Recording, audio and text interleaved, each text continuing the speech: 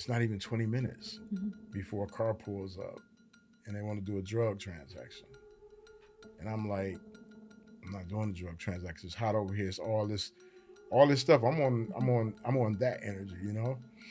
And that led to an argument that escalated. And as the argument escalated, I ended up firing what turned out to be 4 shots that tragically caused the man's death.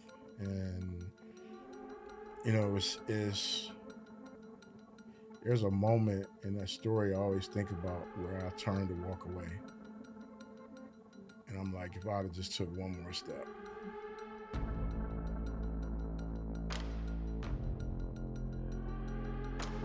My guest today is Shaka Senghor. He grew up in Detroit, ran away from home at 14, and ended up in prison for murder at 19. He spent the next 19 years incarcerated, 7 of them in solitary confinement. But inside that cell is where he discovered a path back to himself. Today, he's a New York Times bestselling author, a speaker, a resilience expert, really want to talk about that, and an advisor to some of the biggest companies in the world, including Meta, Apple, and Google. He just wrote a new book called How to Be Free. Shaka, welcome to the podcast. Thank you so much for having me. I'm really excited to be here today. I am too. So I've been looking forward to having you on the podcast for several months now, ever since I started actually, but then got even more excited when I started actually doing some research on other interviews you've done. And I read that Oprah said that you were the most interesting conversation she's had, not in her career, but in her entire life. And I was like, okay, I can't walk. I'm going to run to this interview. Right. Yeah. No, I mean, that hearing that from Oprah, like literally blew my mind. Like when we were in the interview, I felt like we were having just I genuinely felt like we had a soul moment. And I don't know what people's beliefs are, but I'm like, if there's a human manifestation of whatever you think of as God, I felt like I was really genuinely sitting in the presence of it. Wow. She was that present. You know, I was scared going into it though. I was like, oh man, like she's about to be judgmental and she's about to like really, you know, go really, really hard on like my past and some of the poor decisions. And she just was so intentional about having a meaningful conversation. And it's interesting. Do you feel like that whenever you go into interviews? Because obviously your past weighs so heavily on you. Is that something that you wonder beforehand? How is this person going to treat me? I think there was definitely a point. I think with Oprah, it was different because I'm like, she's Oprah. She's just like love, stars, rainbows, you know. And here I am, this guy, and I hadn't been out of prison that super long at that point too. Like I think like maybe 5 years. So I still was a little kind of rough around the edges, still kind of uncertain of who I was in the world, and you know, just knowing like she's at the top of the you know, game, you know, as far as, you know, interviews. And so I think, and I cared a lot about what she thought because like when I started writing, like one of my grand, ridiculous, absurd beliefs in prison was one day I would write something that was worthy of her reading. And so really, you made that sort of a goal of yours. That's a dream that you had. Absolutely. Yeah. Yeah. And so there was like all that, you know, tension and then it just ended up being such an amazing, heartful conversation. Yeah, I listened to it. It was incredible. I also listened to your podcast with Joe Rogan. I want to get there as well after we learn more about you. So, okay, so tell me about, you grew up in Detroit. Yeah. How was that? What was your childhood like? Yeah, I mean, you know, originally growing up, you know, it's kind of like this duality. It's the outside of the home and the inside of the home. And, you know, when I grew up in Detroit, you know, our neighborhood was just like this corner of the world that was just rich with like life. You know, it was very diverse. Like we were actually the first Black family on the block, you know, when I was, you know, was born. But soon we just had this great mixture of families around us. One of my fondest memories is fruit trees, and like one neighbor had pear trees, we had a grapevine, the other neighbor had peach trees. And so I grew up, you know, just this kid that I remember like the joy of being in community and like really having a real community. And then it just changed, like the outside of the neighborhood changed, you know, crack epidemic, you know, that took over. We had what we call white flight, where a lot of people moved from the city to the suburbs due to the automotive industry collapsing. And on a, on the outside looking in, our family was like the model for working class America. My dad was, in the military, and he also worked for the state. My mom was a homemaker with Mhm. 6 kids, but it was a brutal environment. It was a very abusive environment. And How so? my mom was physically abusive, and then my dad was complicit in the sense that he never like intervened or stepped in. Why do you think your And mom was abusive? well, I know now, as a kid, I didn't know her story. I didn't know what happened to her. And what I've learned with to my mom, and to her credit, is like she's an incredible woman. Like she's incredibly resilient, and she's a true embodies the true meaning of a survivor. Um, and like even, at times it's difficult to talk about now because I know her so differently now. And what I've learned from my mom is that my mother went through horrendous like abuse, sexual assault, physical abuse, Mhm. emotional abuse from a very early age on, all the way to young adulthood, where she had her first 3 kids when she was like 16, 17, 18. And Wow, so, that's so to young. go from all that abuse to now you got responsibility Mhm. with these first 3 kids. Were you one of the first No, three? I'm on the second part. So I'm the Okay. first of the next 3 Okay. with my dad. And, I have so much grace for them when I look back. Like they were babies, they were babies with a lot of babies. Hmm. But I learned from my mom is that she just did what was done to her, and Hmm. she thought that she was doing the right thing. She thought that her approach to keeping us in line or keeping us safe was what she had experienced, Hmm. and it wasn't. Can you give me an Um, example? I mean, it was the physical violence. It was like a very volatile. It was beyond just like a corporal spanking. It was like beatings with extension cords and switches, and these extreme punishments, and then it was just the emotional side of it. The verbal and the psychological trauma of witnessing my older siblings being beat before I was even like of age to be beat in that way, and so it's a very volatile environment. Is she still And alive? yeah, yeah, yeah, and it's kind of like our roles have reversed in a little bit. Like I feel more parental and Hmm. protective of her now, even though we were estranged for years. We had a very difficult relationship. I mean, the time I spent in prison, I was on year 17 when my mother finally came to see me. Wow. And so I had like all these, these kind of these feelings of abandonment from like a very early Hmm. age. When I ran away, it was just like I'm out here in this world on my own. I'm this naive kid. I'm smart, want to be a doctor and an artist, but the abuse is such in the home that I'm like, I gotta go. I just Right. gotta run away. And I thought that someone would see, this kid, and this smart kid, and this little handsome kid with all these just like talents and gifts, and just like embrace me with like that warmth that I think, kids are deserving of. And as you know, from like, your work, the streets prey upon that. A vulnerable kid in the streets is just like, oh, you're the next one up to become who we are. And so I was navigating a very adult world very early on. Hmm. Hey, everyone. So, I have something really important I wanted to share with you all. For more than 20 years, I've gone to places that most people would never willingly step into: cartel territory, scam compounds, trafficking networks. And what I've learned is that the most important stories are the hardest ones to share. Not because people don't want to watch these stories, but because corporations, advertisers, and algorithms now decide what gets made and what doesn't. The hidden third exists outside all of that. No network censorship, no sponsor conflicts, no compromises. And the only way to keep it that way is to build it directly with you. That's why I created the Hidden Third Patreon. Bonus episodes, behind the scenes from the field, early access to new episodes, a direct line to me and the reporting as it happens, and much, much more. If you're still watching this right now, you're exactly who I built this for. So join us at patreon.com/the hidden third. The link is below. And now, back to the conversation. So you were a great student, right? But before you fled home, you were a Yeah. really good student. You were very smart.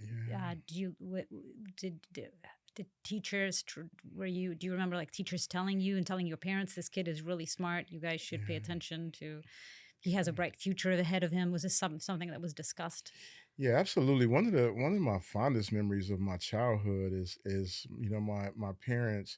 It's like my parents were complex, right? It Mhm. wasn't like all terrible. It wasn't like you know Right. all horrible. It was these moments of just pure parenting, and my uncles and aunts would come around. They were so amazed by my ability to read, and like Mhm. my parents would drag me out of bed and come read to your Wow. aunts and come read to your grandparents, and so I think they realized that early on that there was, something there. My teachers always doted on me of like how fast I finished my work and, how good of a Mm. student I Wow. was. And but it started getting messed up kind of early. Like I think by the time I was in like sixth grade, I wasn't as interested in school. Mm. I had so much going on in my own head as my family was being torn apart. Your parents got divorced, right? At some Yeah, point. so that was the first time they got separated. I think I was in about sixth grade, Mm. and then they got back together, and then they separated when I was going into eighth grade. And that's Mhm. the first time that my mom was like, "You got to go live with your dad." Mm. And even though, like, I knew going to live with my dad was going to be cool, there was something about my mother saying you have to go. And Right, like, of even though course. there was the abuse there, that I think that probably did more damage than anything Mm. than just being like, you have to go live with your dad and like you can't live here in the home that you grew up with, even though Mhm. it's like, House of Horrors at time, it was still like, why do I have to go? Like, what's wrong with me? And then they got back together.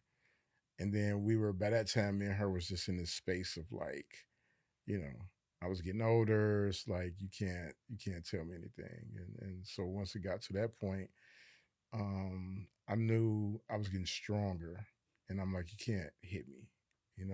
And so I knew that I would never react to her hitting me, and so I ran away, and I was like, I literally thought somebody's gonna be like, oh, you just come live here, and you'll be all right. And for the first 2 weeks, I was just like, I was sleeping in garages, I was sleeping in my friends' basements. Right. And you were 13, right? Yeah, like 13. Wow. Yeah.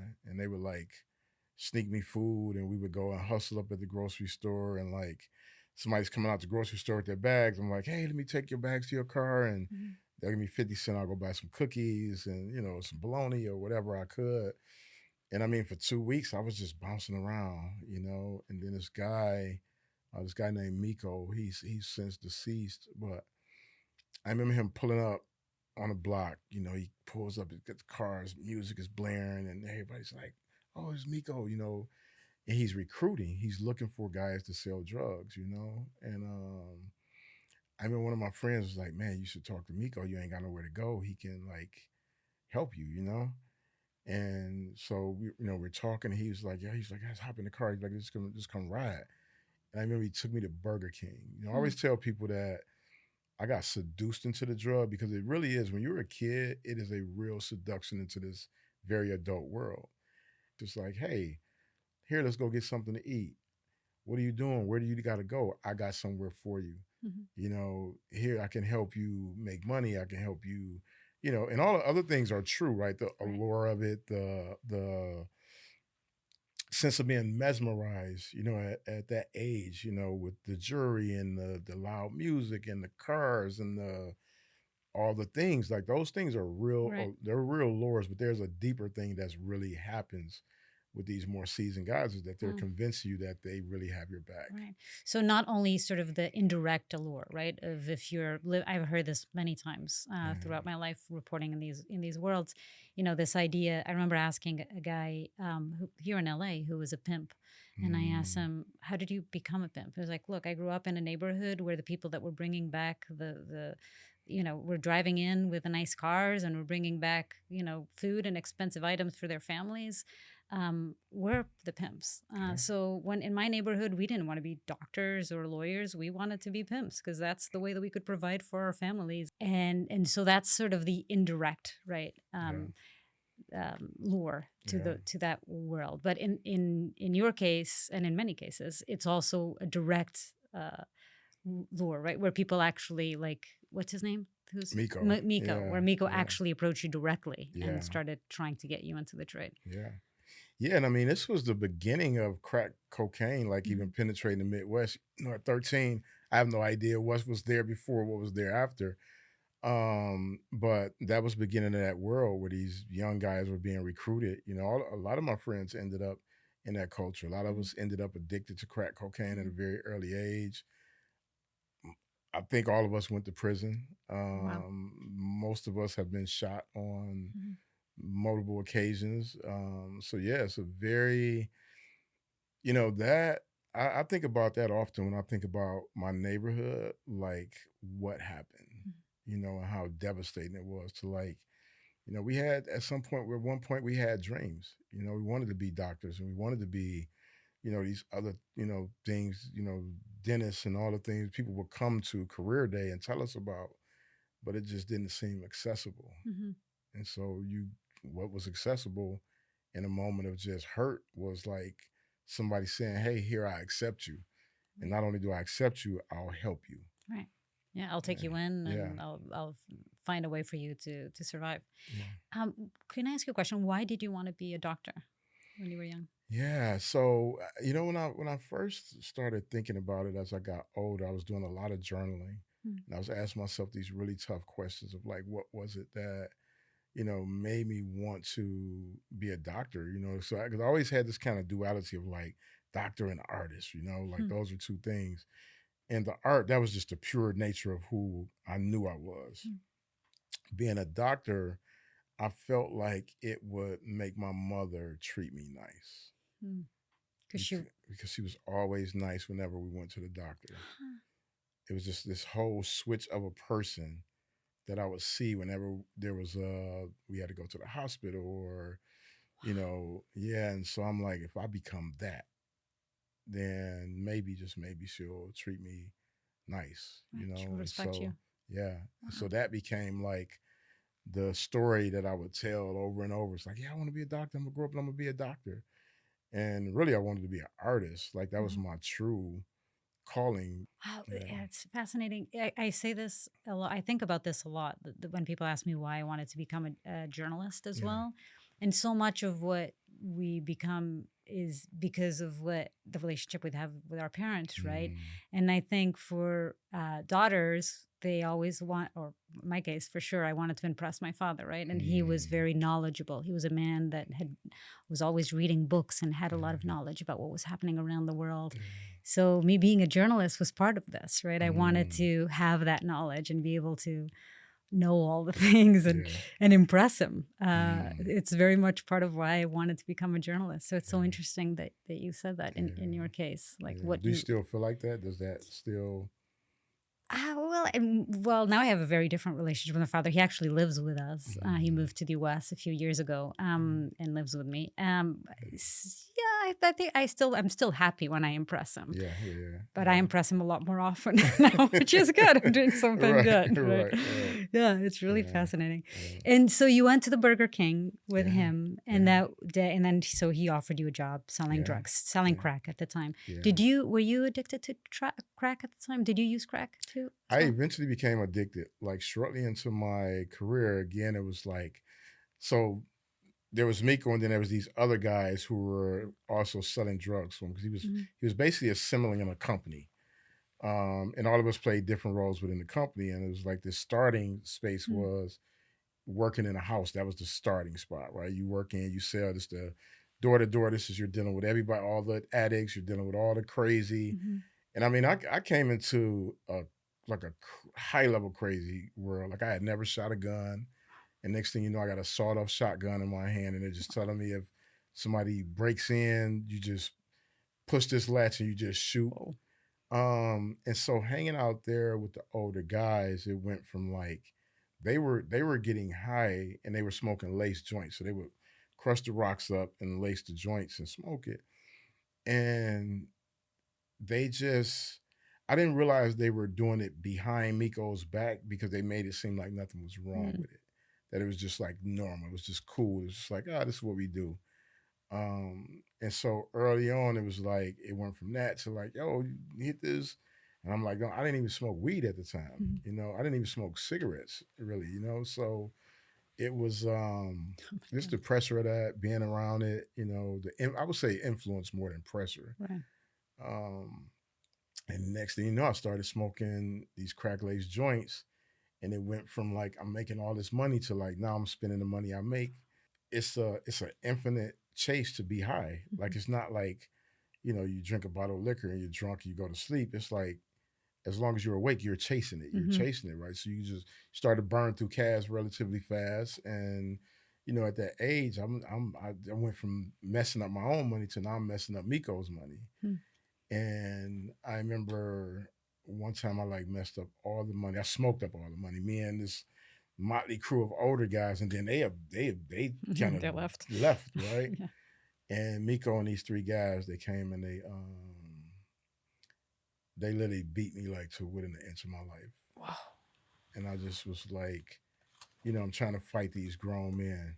And I'll never forget, like, right before one of the guys punched me in the face, Miko was like, you know, you're like my little brother, you know?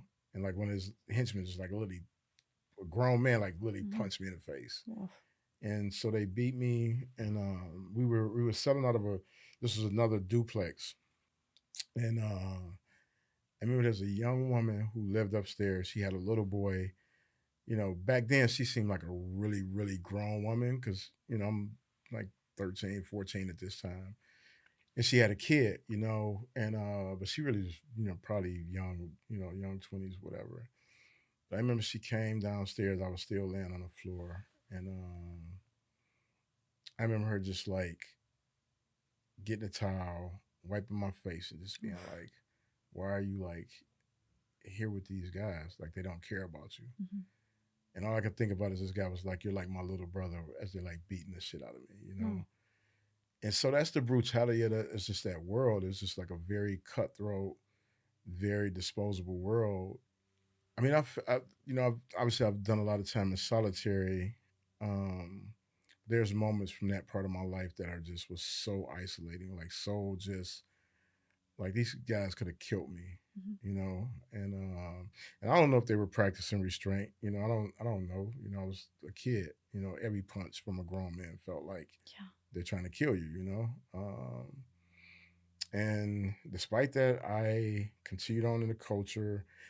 It's wild. It's you know, when you were introduced, you was talking about resilience expert. I think about what it means to be resilient a lot, and I go back to that little boy. Mhm. You know, and I think about how I broke that addiction. And I came home all these years later, and there's people who were addicted back then that are still addicted Mhm. to crack. Like it's that, Wow. you know, strong of an addiction. And I broke that. I just went cold turkey. Right after that beating. No, it was like shortly after it, but Wow. it was like I was more interested in making money Mhm. than being high, and definitely more interested in making money than being Killed. than beat, yeah, or Yeah. killed, right? Right. But I just remember like going cold turkey. Wow. It was like I want to make money. I want to get back to hustling and you know making money.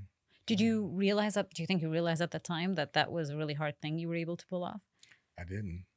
You know, it's one of the things I tell people about resilience is like you don't know how you resilient you are until you just go through things. Mhm. You know, you go through things, then you go through more things. You go Mhm. through things, you go through more things, Mhm. and then you realize like you have a capacity. You Yeah. know, probably bigger than what you would ever think. You know, if I would have went into this life knowing that I was going to go through all the horrors, all the physical violence, all the trauma, Right. and you'd have told me that that person was going to come out on the other side of that, there's no world where I would have Right. thought that was possible, Right. you know. But it's when I was in it, I was just choosing like get up off that bathroom floor, Right. you know. Don't die here, you know. Don't Mhm. let them win, you know. Mhm. And so it was in there and like breaking addiction. It wasn't even like hey, I'm gonna be tough and do this. It's just like all right, I don't want to. I want to make money. Like I want to Mhm. get back to making money. So Mhm. yeah, And then you did for some time, right? yeah, And you yeah. were you good at making money? Were you Oh good at yeah, selling drugs? yeah. I was really good at selling drugs. It's really interesting that I had like this. I think I had like this, you know, kind of uncanny ability to see around the corner Mm. in a way that you know some of my peers I don't think had. I wasn't great at managing money. Mhm. I made a lot of money, but I spent a lot of Hmm. money, and I gave away a lot of money. Just Hmm. like you're trying to make sure everybody around you is good. And I mean, as a kid, what are you going to manage? Like you don't. Right. You're just living in the moment. But I was very Yeah, you're not putting money into your 401k. You're just right. It's like a little bit up under the mattress, right. but a lot going out the door. So you Yeah. bring it in, and I mean, this was like the height of crack cocaine epidemic. So this is like, I mean, we're making up so much money, it's ridiculous, Mhm. And like, I was just a kid, I'm like, I remember the first time I got paid, and I got paid in all singles, so probably like $400 bills. This is like a Wow. wad of cash. Like this is ridiculous.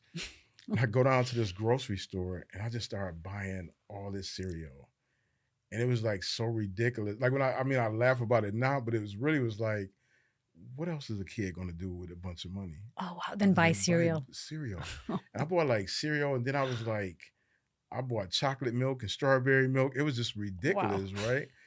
And I mean, I would go and buy sneakers, and I would just literally stand there and count out Mhm. 100 singles. Yeah. And I'm like, hey, you think about it, it's like people knew something illegal was. Yeah. You're not getting allowance in 100 Right. singles, right?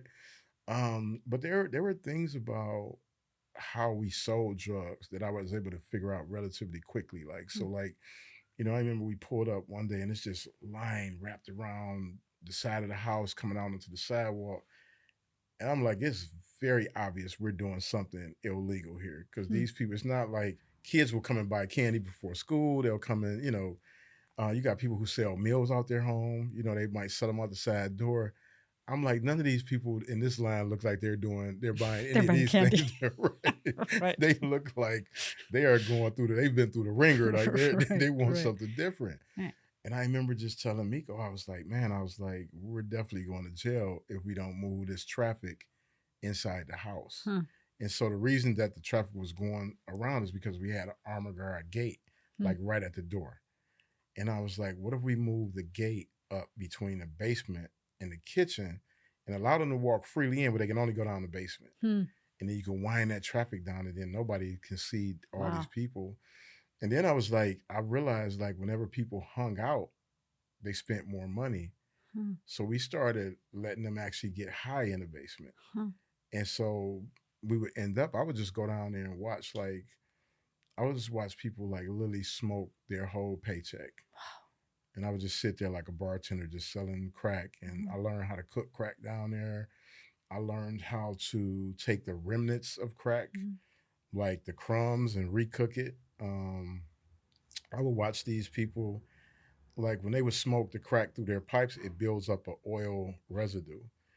And I would watch them literally put alcohol in it, shake it up. They would like pour it on the mirror and light it, and it would like Smoke the. it would the- like well, it wouldn't smoke. It would like dry it all out, and then they Okay. would scrape it up, and then they would smoke that. Wow. And so I would just watch all these, just the mechanisms, the way that women traded their bodies for crack, just the way that men sold their kids clothes and toys and appliances, and like rented us cars. Like, I mean, they would like come and be like, hey, just take my car for 3 hours, just give me a rock. I don't got a license. I can barely see above the dashboard, Mhm. and you're giving a kid a whole car, like it was that addiction was like that devastating in the neighborhood. Did you And feel bad about it at the time? Did you realize that what you were doing to people by selling them drugs? no, like at the time, it was impossible to really even understand as a kid, like how devastating Mhm. this drug was. There was no precedence for it, right? Right. Like I grew up, I had an uncle who was addicted to heroin, and you can see the The track effects of marks, heroin, yeah. the track marks, the swollen hands.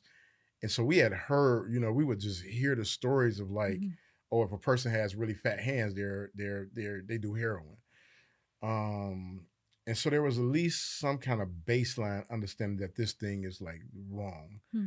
When crack hit, it came, and it just like, I mean, this wasn't a matter of years. Like this devastated our neighborhood in a matter of months. Wow. It was like, the people on the block who at one time were like extended parents and aunts and uncles, like they were just falling like dominoes to the addiction.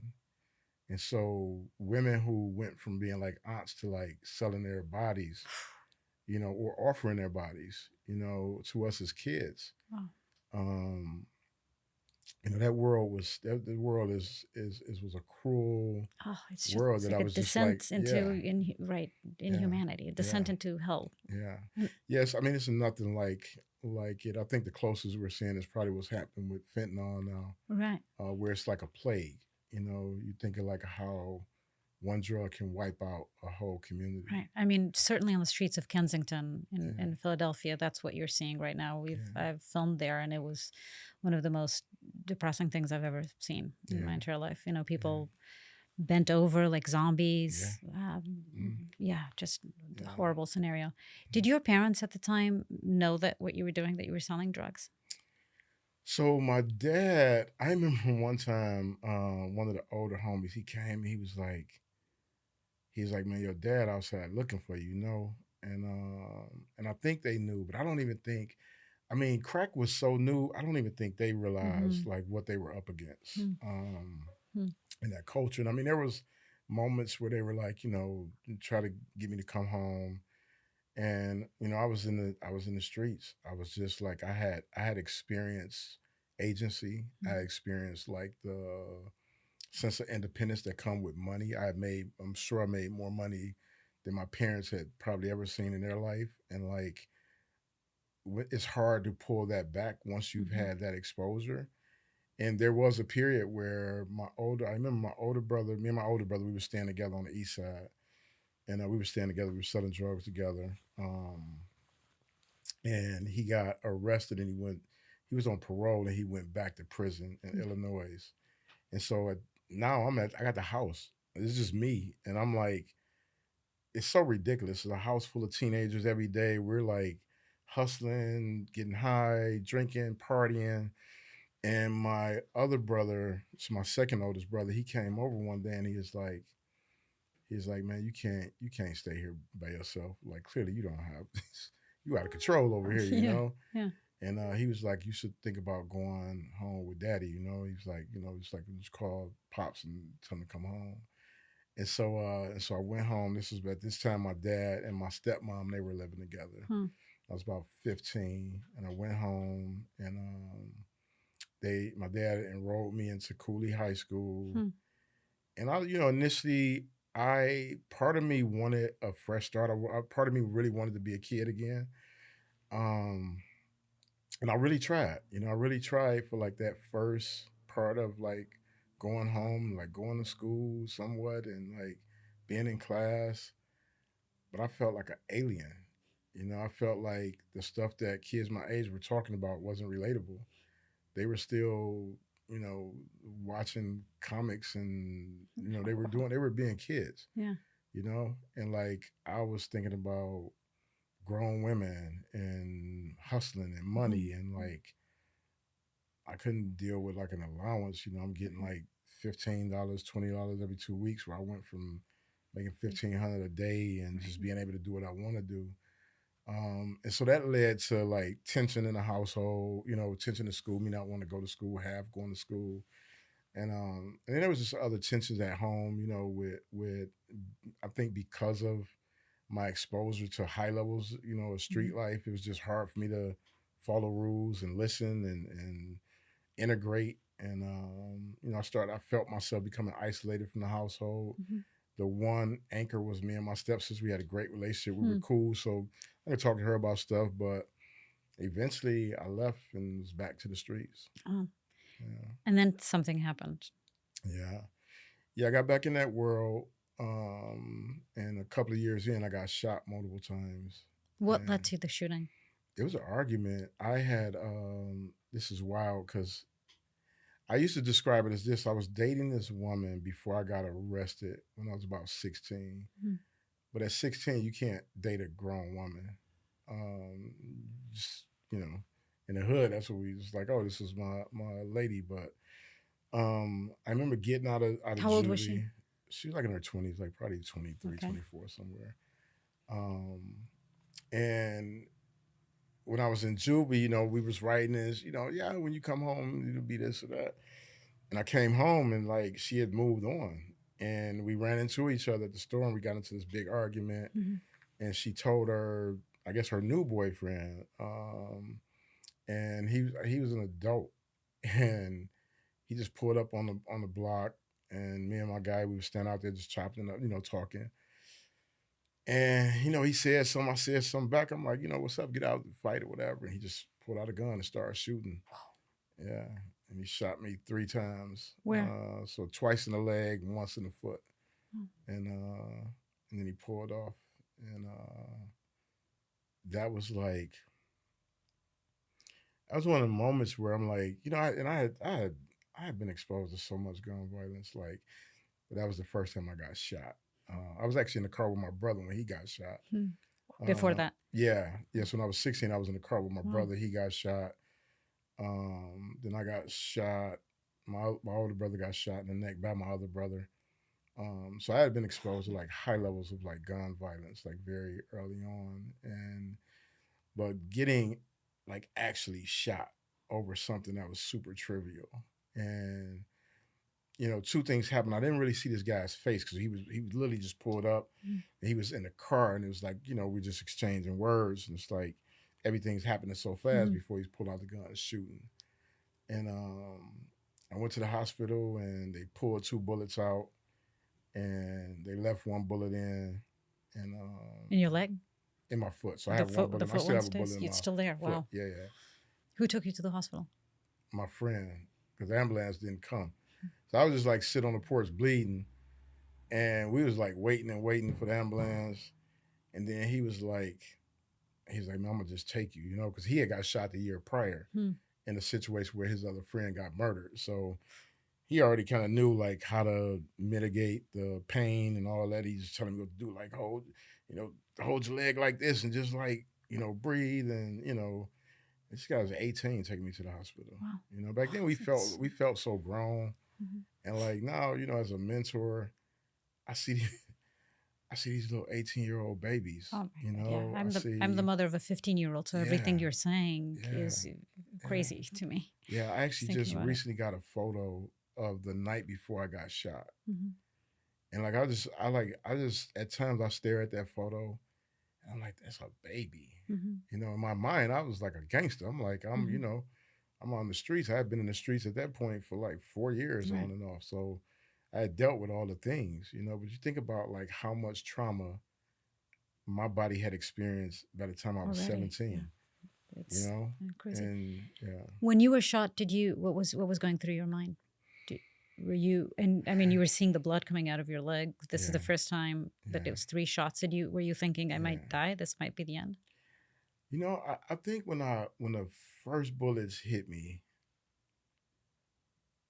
and I was running, I just remember thinking like, don't get shot in the head, Hmm. like, and don't get shot in the back.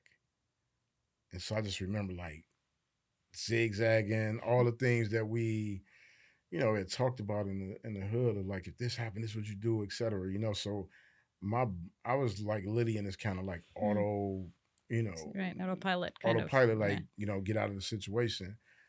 Um, and then there was just a moment when I was in the hospital. I just remember like my mom and my dad came, and I remember them not really having words. Like I was the third of their son who had been shot, you know, and I remember just seeing my dad like trying to hold it together, and he asked me if I wanted to come home, and I was like, no, it's like, no, I'm good, you know.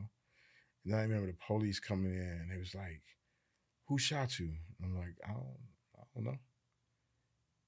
And this police just went off on me.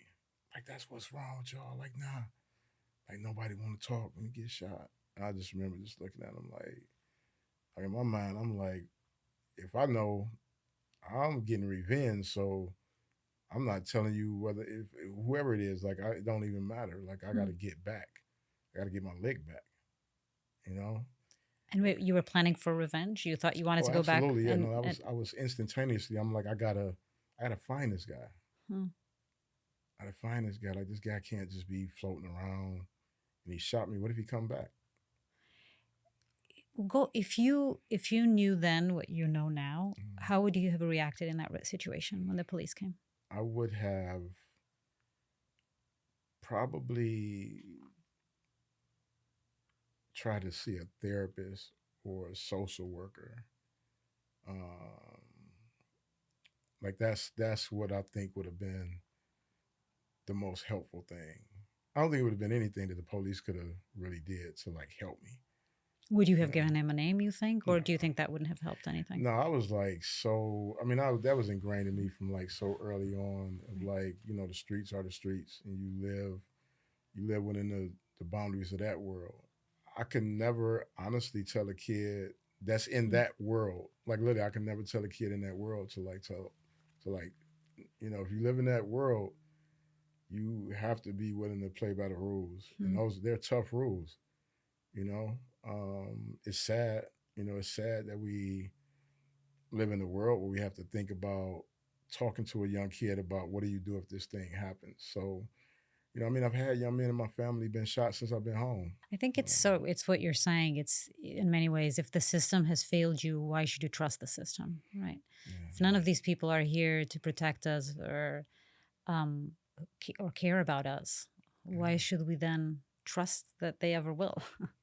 If they're yeah. no, And I if mean, they're and yeah. it's different when you're not living in the culture of it because that's a different thing. Like if you're Hmm. a kid that's just like caught up in some regular civilian stuff, like Hmm. I can't. That's a whole different conversation. Hmm. What Um, do you mean? like there's kids who they're not living a life of crime. They're not living the Right. street life. They're not bound by that reality of that world. Hmm. But even with that, I don't think we do enough to help young people who are victims or proximate to gun violence really do the hard. Like you can say, tell the police, right? It's not going to disrupt gun violence. Right. It's just not. You know, if anything, you might endanger that kid even more. Hmm. But therapy is a different thing. It's how you can navigate the PTSD. Like when I got shot, I started making up this narrative that I'm shooting first. Like it's the one part of my journey where I'm like, man, if somebody would have just stepped in and been like, yo, that should not have happened to you at that age. Like that just shouldn't have happened. It shouldn't happen at no age, but like that shouldn't have happened to you. Hmm. Like an argument shouldn't turn into somebody trying to kill you Hmm. or harm you. You know. You know. Yeah. So the idea for you then that you made up your mind that the only way you could protect yourself was by shooting first. Yeah, carrying Make a it. gun every day, shooting first.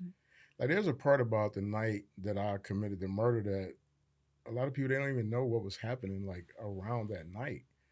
Um, you know, So this was how many years later? so I got shot March 8th, 1990. In July 1991, I shot and killed a man. Wow. So I count in 16 Portuguese, my, months. my Yeah, mother tongue. So 16 months 16 later. So months a later. year and 4 months later. Wow. Yeah, 16 months later. So you went and you went back on the streets. You continued living your life, and then what were you feeling? How were you processing what had happened to you? And tell me about how you were experiencing the PTSD that you mentioned. Yeah, it's one of the things like there was no language for it back then. I remember. So after I got shot, I was probably back in the neighborhood like within 2 days Hmm. at a minimum. Wow. I don't even think it was a whole 2 days. I might have got out like the next day or the day after. Um, and I was on crutches for the first few days. I couldn't walk. Like I probably was on crutches for probably about a week or two. Hmm. Just hobbling around the neighborhood. I remember the first time it was like standing on a corner. And it was like it was not quite evening yet, but it was getting into that time. And I remember this car was like speeding down the street. It was like stopped really fast, and like I just like my body was like trembling, and like I'm still had one crutch, so I'm like if something even go down, I can't even run. Mm. And it wasn't nothing. It was just somebody's kid just driving through the neighborhood or whatever, right? But But I would have your these mind, moments where I yeah, felt all this like anxiety and this, and I'm like, you know, and I can't tell my guys on the block like, man, I don't feel comfortable being out here, you know. We had cars, so we drove. Detroit is a car city, so I mean, just to go to the store, you get in your car and drive around the corner of the store. But sometimes we would like walk, and I just remember not even want to walk because you were so afraid. because I was just like subconsciously, I wasn't even like aware of why. Hmm. I just knew I didn't want to walk, you know, and definitely wasn't walking if I didn't have a gun. And so whenever I would walk through the neighborhood, I would like have a hoodie on and my gun in my hand, in my hoodie, just walking through the neighborhood if I'm walking to the store, you know. And so just being on edge all the time, being like hyper reactive to, anything that was perceived as a threat. And like in that window of time in 16 months, I shot four different people. Oh, oh, I didn't know that. Yeah. You injured them? Like Yeah, like you physically hit them. shot. Yeah, yeah, yeah, yeah. So there was a And what happened guy. to There was them? a guy, and I used to sell drugs in Ohio, so I used to go back and forth between Ohio and Detroit. And the first guy, I had these guys who would sell drugs for me in the project. So Mm-hmm. we would come down from Detroit, and then we would like basically have all the local young guys Mm-hmm. as runners. And I remember one of the runners was like, he came back, his money was short, and I'm like, what's happening? Why you short? And he was like, man, this guy came through, was like, let me see the rocks. I Mm-hmm. pulled them out, and he smacked them out of my hand and pulled off. And so basically, he put his hand in the car with the rocks, smacked them out, Right. took off, and that was basically how he stole the drugs. And I was like, initially I didn't believe him. And I went, talked to some other guys. He was like, yeah, they be doing that. They'll come through and be like, let me see him. And so for like 2 days, I just came over to like the little spot where they were selling. And then one day they was like, there you go, right there. You know what I'm saying? And I literally went up to the car. I'm like, yo, what you need? Blah, blah. Yeah, I was like, let me see what you got. And literally smacked the rocks out and I pulled out a pistol and just started shooting and shot him. And it was just like, it was like reckless. It was in Warren, Ohio. It was just like a wild, the outlaw West. It was like no Uh-huh. rules, like nobody's going to really say anything. I mean, the rumor spread like them Detroit guys shot somebody in the projects. The projects, like nobody really Mm-hmm. cares. And then I got into another conflict down there. I was selling drugs um, out of this house across the street. So I originally was selling it in this house, and it was the aunt and uncle of a friend of mine who actually had put me up on going down to Mm-hmm. Ohio. And we're selling drugs out of there, but he had a cousin who, she was attractive, and me and her started going together. And I'm like, Mm-hmm. yo, I can't be selling drugs out of her house. Like, this is my girlfriend now. But I would hide the drugs over there when I would, sell across the Mm-hmm. street and stash some drugs over there. Drugs come up missing. Her mom blames this guy who's her godfather. Mm-hmm. And when the guy showed up, like, ended up beating him, and then I shot him. It was just like, and it was just like that. In that part of my life, I was in this space that was like so dark. Um, What happened to them, by the way? he was fine. It shot him in like his leg or something. And Like, the other I'm guy? like the other guy, I think I shot him like in his arm or like neither one of them died. They were like, I won't say he was fine because it's like traumatic, but I mean like he didn't die. Mm-hmm. Neither one of them died. And then I left Ohio and I got into a conflict with a guy in Detroit, and he me and him got into a whole dust up, and he like threatened me, and he pulled out a knife, and I remember just being like, dog, like put the knife up, dog. And he was like an older guy, he was like a Mm-hmm. grown man. And I just remember him coming out the kitchen with the knife, and I just like shot him. And I remember him being like I'm hit, and I was like, you know, told you don't pull the knife out. And so like at that point, it was just like this cycle in a short amount of time, which is why That's why I talk about the PTSD of like what that triggers in a person. 'Cause I know what I was capable of at that time. Um, and then after that, the night of the murder, I was DJing a party, and like some of this though, for context, the book that's currently on like Righting My Wrongs, which turned 10 yesterday, that's on the shelf. Some of the things have been edited out from the original, just raw book with all the stories in it, which is it's the world of publishing. One of the things that was edited out, and part of it, it was really, I just was like, I don't want people to think that I'm making an excuse for what happened. Hmm. Because that's a horrible thing to have, as somebody to think that you're excusing your behavior. And there is no excuse for it. However, there is an explanation that I think if we can just get honest with like how do these things happen, they're not random. It Mhm. was my point. It's like, no, there's a whole context there, right? So Yeah. that Understanding is not condoning, right? exactly, Right. but in this culture now, it's almost like if you explain, hey, here's Oh, yeah, all the things absolutely. that happen, then it's like you're excused. And I'm like, I could never excuse taking somebody else's life. Like, that should have never happened. And it's No. one of the things I wish, if I can change anything about my life, it would definitely be all of those things that I talked about. Right. But that day I was DJing a party around the corner. And while I was DJing the party, somebody got shot in front of the party. And so we hear all these gunshots go off. And everybody's scrambling, everybody's running, so I'm packing up all the stuff. I'm like, we got to get out of here. And we come out to the front. There's a guy laid out. He got shot. Ambulance, police coming. So we leave. I end up leaving equipment there, walking with a group of friends. So it's me, my girlfriend, her cousins, some other friends. We're literally walking, and then a truck pulls up with these young guys. Now we don't know like who or what the shooting was about yet. And so I got a pistol on me, so I'm instantly like, who is these guys pulling up? End up being some other guys from the neighborhood, and they're like, man, Derek just shot. That was Derek who shot the guy Mhm. in front of the house. So Derek was a friend of mine. And basically some guys tried to jump him. He pulled out a gun, he shot him, etc. So Mhm. now we're like hyper vigilant of like, all right, is it beef on? Right. Everybody know Derek is always over here with us. So nobody knows where Derek is at. Nobody knows who these guys are. He got into a beef with, who he shot. And so when I get back to my house, like all of that has just happened. Like literally,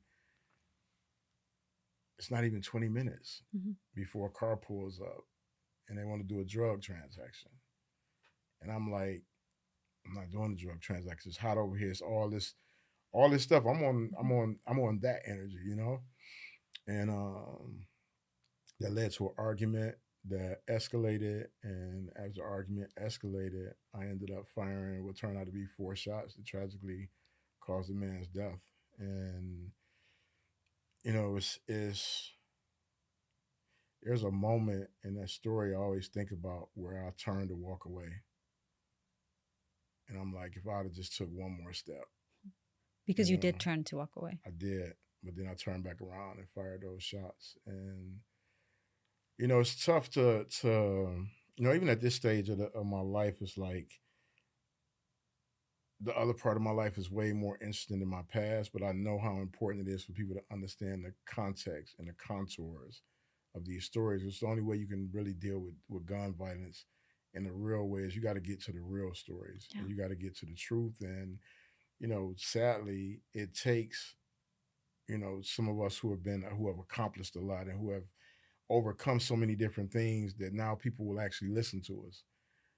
They want to listen to us when we were going through it, though, but they'll listen now. This is some wisdom.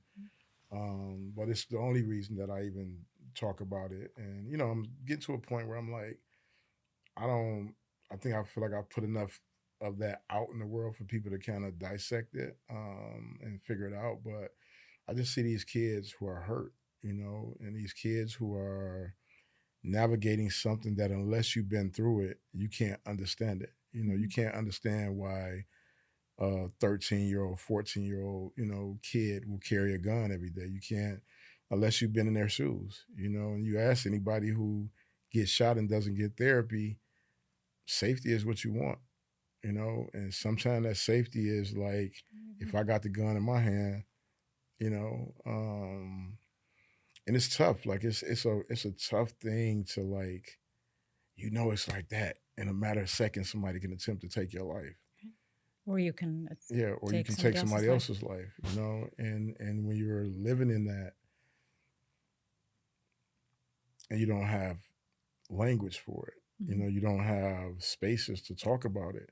It takes people who have been through it to be able to say, listen, what you're experiencing is your feelings are real. Mhm. Those thoughts you're having, those are your real thoughts, even though they're based on something that no longer exists. Mhm. So yeah, How do you, I know you've told the story many times about that night. yeah. How do you feel still when you tell that story?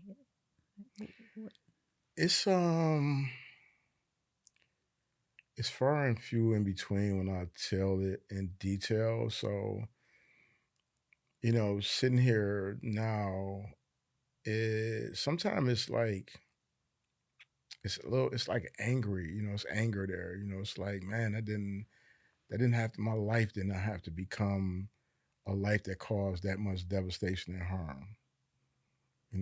Like that didn't have to happen. Like there could have been something that could have changed that. Mhm. There was could have just been enough care to say, look, man, you should see somebody before you leave this hospital. Mhm. Now, I have friends who do this kind of work where they actually, they're gunshot victims and they go and they're the first people that people talk to after they've been shot. Mm. Somebody who actually understands like all the things you're going to go through in your Wow. mind. So sometimes I'm angry. I'm just angry at the systems that were in play. I think about, my childhood. This can be difficult now. Me and my mom, we have a good relationship. And, you know, sometimes you start to tell those stories, it's like those old feelings come back of like, man, you know, what could my life have been without all the pain? Mhm. I was thinking about this. I was thinking about this recently. I was like, I haven't, I haven't, I haven't felt a pain-free life since I probably was like a kid. Hmm. I'm 54 years old. Right. It's just been pain, a painful life. Mhm. And even in these triumphant moments, there's like, the pain is still there. The pain of seeing the devastation of my community, the pain of the harms I've caused, the stories that, I tell to help other people, Mhm. like that. It's 54 years. I'm 54 years old, you know. What do you do now to Um, deal with that pain? And I know we'll get to your present and a lot of yeah. what you're doing, but just personally, on a personal level, what do you do?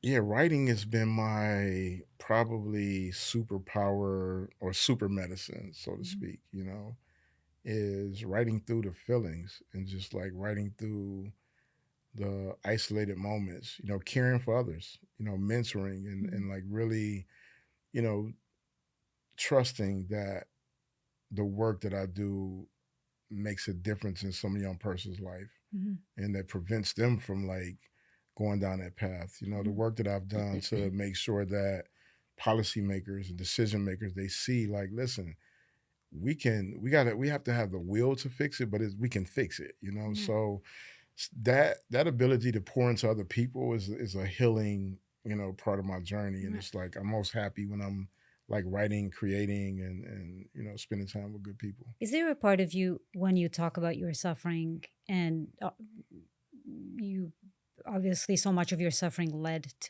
to what happened that night? Um, but is there a part of you that feels that that in a way talking about your suffering is taking away from the suffering of the people or the loved ones of those who that the man who died that night? Do you know what I mean? Yeah, absolutely. No, I've definitely had those moments where I'm like, I I think a lot about like how I even approach the story, and for many years it was something I'm like I don't necessarily want to talk about. I never want to cause anybody repeated harm. And there's a reality of when I think about the kids whose life I help. The many kids that reach out to me from, I mean, literally everywhere you can think Mhm. of across the world. I was just in St. Martin's, in a prison in St. Martin's, talking to men across the world. That is more important than any pain or difficulty that I experience. Mhm. And it's tough. Tough change requires just, you got to get in the trenches with it. Mhm. And it's not comfortable at times. Right. Um, Have you been in touch with the family?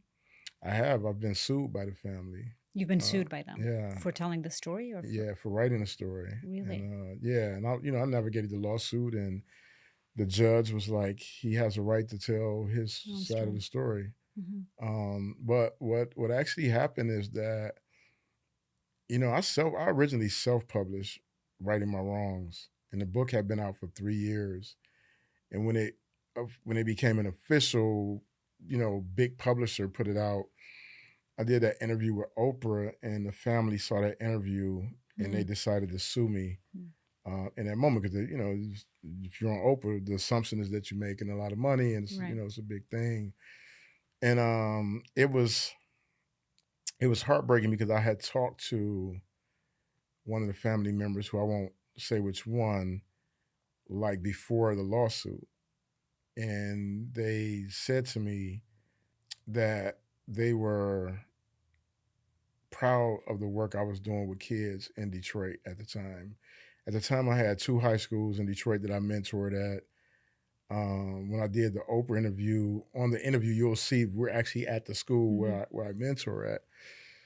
And so my first interaction with them, and just contextually, like when you commit a crime in Michigan, I don't know how it is everywhere else, but you can't reach out to Huh. the family of the victims. Only way you can communicate with them is if they reach out to you. Huh. I didn't know And that. so during my incarceration, a woman reached out to me and said that she was the godmother Hmm. of the man whose life I was responsible for taking. And so I corresponded with her for years, and she was like, "Hey, I forgive you, I love you, etc. Get out of prison. I'm just doing work in my community, and I write this book." And so, when it all happened, we had already talked. Hmm. We had a real what I thought was a real conversation. Was like, "Hey, I'm just trying to help prevent these other kids from making these type of decisions, etc." And then probably within a month or two, I get a notice that I'm being sued. Yeah. And that was it was it was I had this duality of like feelings of like, I got it, but then there was like, in addition to being sued, there was just like this relentless like social media campaign of Hmm. like, the tax. And I mean, this it is what it is. And I definitely don't want any. I don't need anybody to feel sorry for me or to even care. Like, well, the thing is, like, I get it. Like, I cause harm. But contextually, that's what that looked like. Hmm. And then after the lawsuit, that same person, her and I talked again, and we talk every now and then. She'll pop up and just be like, you know, hey, I was thinking about this, or and I think after our last call, I was like, I don't think I'm gonna take her calls anymore. Hmm. Like, I served my time. I'm doing the work that I can do, Hmm. and I can never, bring that life back. I can't. It's nothing I'll ever be able to do Hmm. to fix that. And so I just had to make peace with it. Right. You know? You were on the run after that, right, for a couple of days, but then the Yeah, police found you immediately. yeah, And was it difficult for them to find you? And then you were sentenced. yeah. How much time were you sentenced to initially? So a total of 17 to 40 years in prison. So 15 to 40 for second degree Hmm. homicide, and 2 years for felony firearm. Hmm. Were your parents there during the trial Yeah, they were there through the or the sentencing, at least? through the sentencing, through some of the processes.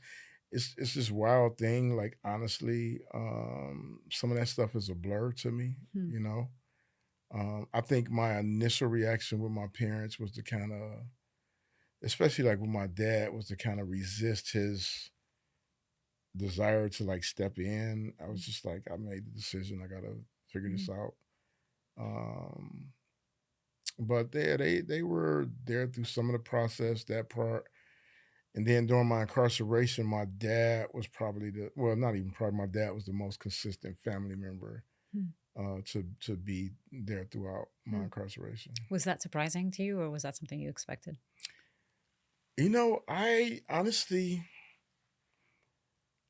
I didn't have any expectations. I think I had been so, like, I had so many scars, so many emotional scars that I didn't have any expectations of Hmm. like people. And You weren't counting on anyone to be there for yeah, you, I guess. yeah, because I'm like, I found myself in so many Right. situations where I had to get myself out of it. Hmm. I was like kind of used to like, all right, I got to go it alone, and Right. I'll just figure it out. Right. And but my dad, he was just like, I mean, I get it now because like I'm a present dad. I wasn't present with my oldest son because he was born after I went to prison, but I get it now. Like I can't imagine a world I wouldn't be there For him. for my Yeah. son. Right. Yeah. Did you realize? I'm sorry to bring that back to that night again, but did you Mhm. realize immediately that you had killed him? I think a part of me did. I think there was a part of me that just knew it. I And think there was a part of me that didn't want to accept it. Um, but it was a, I knew it was bad. I just knew it was bad. you knew what that meant Um, for you, too. I didn't know what it meant for me. I didn't even have it's this thing that's like, if I don't get anything else across to people who watch the show, I really want them to understand how the mind of a kid works when there's high levels of trauma. Nothing rational. You're not thinking anything rational as a Right. kid. And I think specifically when it comes to like black boys in America, like we want them to know it all when it comes to them getting in trouble. But you're literally a kid. Like you're not thinking about, I mean, at 17, you can't even think You're 2 hours down the line, let alone like real consequences. Their brain just isn't even no, developed it full enough doesn't. to. Exactly. I knew I was in trouble. I didn't know what trouble meant. Right. I didn't know. I literally thought I could run away from it. I just thought I could run away. I think it's so important for, if we're ever going to solve some of these things. Whether it's the kid who shoots up the school, whether it's the kid who shoots up the neighborhood. Like something is happening that's real with these kids. Like their trauma is real. Their hurt, their pain, their sense of being isolated. Like all those things are real. And we can't apply adult logic to kids, no matter how tall they are, no matter how serious the thing Hmm. is they got themselves caught in. It don't stop them from being kids. Right. And there's a moment where you just revert back to being a kid. Right. And that was me. I was just like, I just want to run. Mhm.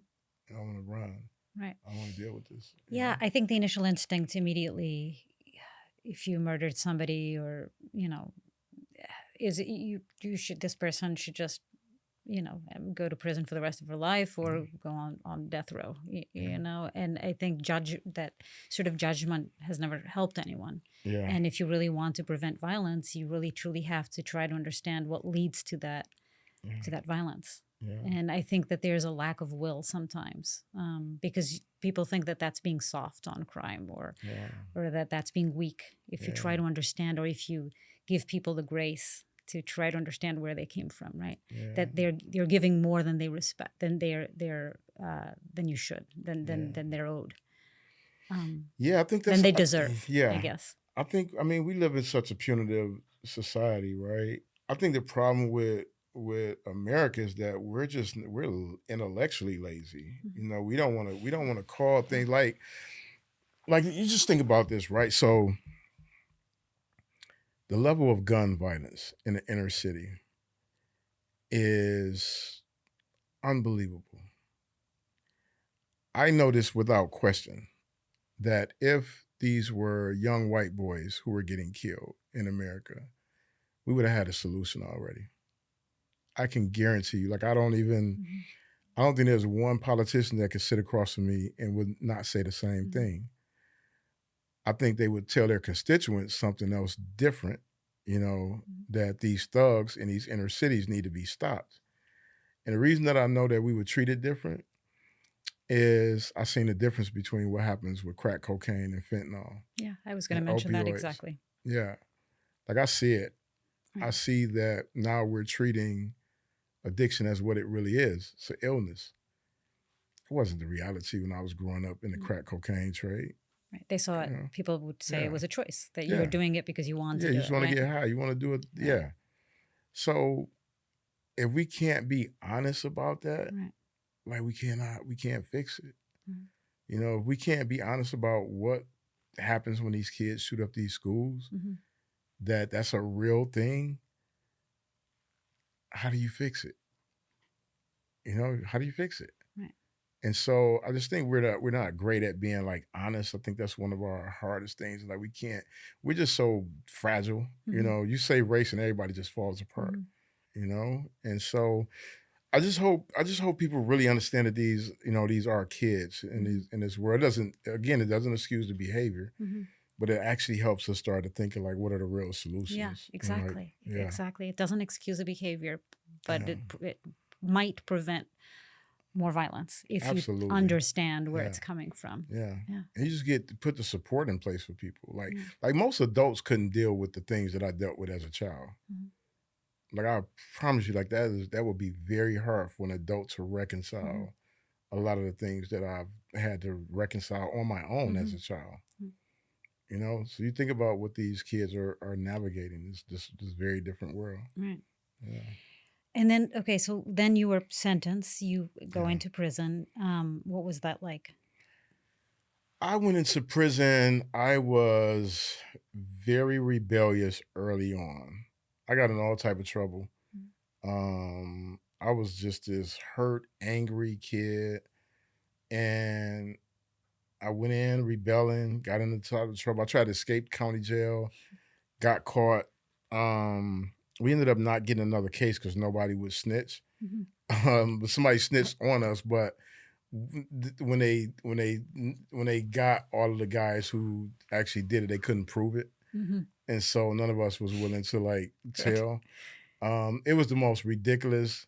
I thought it was a well thought out escape plot until I got out. When I got out of prison, I saw actually how far we really were up.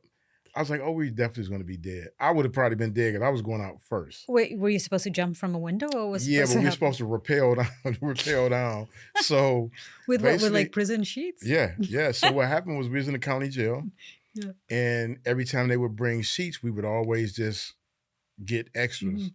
We worked this for like weeks. We was just like gathering all these sheets. And this guy, he had smuggled like a pole, like probably about this Mhm. long. And we had went up to the rec center, this old building, stuff falling apart. Somehow he steals this pole. He had this bird brain idea that he could just hit a police in the head, take the uniform, and he'll let us out, and we'll all Right. just like walk out with him. I'm like, dude, that's not gonna work. I'm like, but what if we take the pole and just like bust the glass out Right. and bend the beam, and we take all these sheets, we tie them up, we wet them, and then we just rappel down out Yeah. this window. And so we put together our plot. We timed it, the perfect night to do it, a Sunday. The officers, they're gonna make that last round. We knew how to get out of the cells. You just you tie a knot in the sheet, slip that under the door, pull up into the door jamb, Uh-huh. and if you rock it, eventually it pops. Wow.